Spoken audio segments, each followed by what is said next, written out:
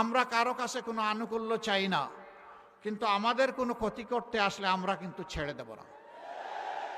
তিনি যেই হন, আমার অধিকার আমাকে রক্ষা করতে হবে, এ লড়াই চলবে ইনশাআল্লাহ। এই আমার অধিকার মানে কি? আমি আপনাদেরকে সাক্ষ্য রেখে পরিষ্কার বলছি, আমার অধিকার মানে এই দেশে মুসলমান, হিন্দু, বৌদ্ধ, খ্রিস্টান 18 কোটি মানুষের অধিকার। আমরা জামাতে ইসলামীর দলীয় সরকার কায়েম করতে চাই না, জামাতে ইসলামীর বিজয় আমি চাই না।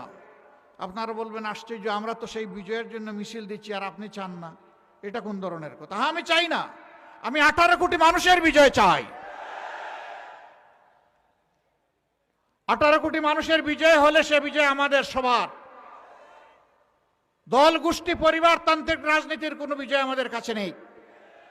বার্তা আমাদের অত্যন্ত পরিষ্কার। এই পথে পুরানা রাস্তায় যারা হাঁটতে চাইবেন অন্ধকার গলিতে, তাদের রাস্তায় তারা হাঁটুক, আমরা সদর রাস্তায়, আলোকিত রাস্তায় হাঁটবো ইনশাআল্লাহ। আর জাতি এই আলোকিত রাস্তায় হাঁটবে। জাতি কোন দিকে ইতিমধ্যে আলামত স্পষ্ট। যুব সমাজ সিদ্ধান্ত দিয়ে ফেলেছে, পাঁচটা পাবলিক বিশ্ববিদ্যালয়ের নির্বাচনে বলে দিয়েছে আমরা ন্যায় ইনসাফের পক্ষে, আমরা আগামী নতুন বাংলাদেশের পক্ষে, আমরা যুবকদের 24-এর আকাঙ্ক্ষার পক্ষে।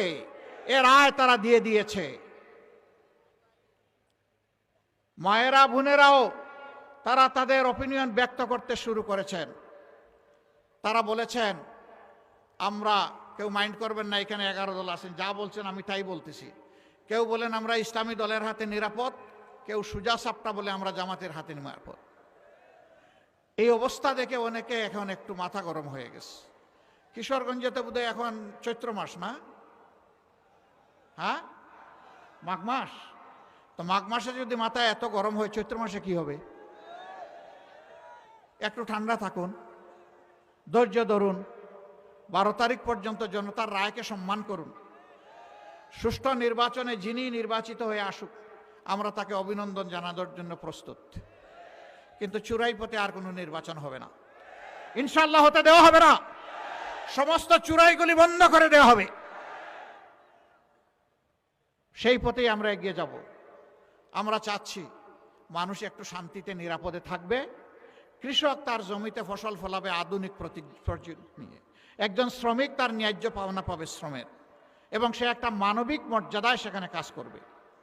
এই দেশে হাত পাতা মানুষ থাকবে না, বরঞ্চ হাত মজবুত হয়ে কাজ করা মানুষ থাকবে। এরপরে যাদের হাত কাজ করতে পারবে না, তাদের দায়িত্ব সরকার নেবে। আমরা বলেছি একটা সুস্থ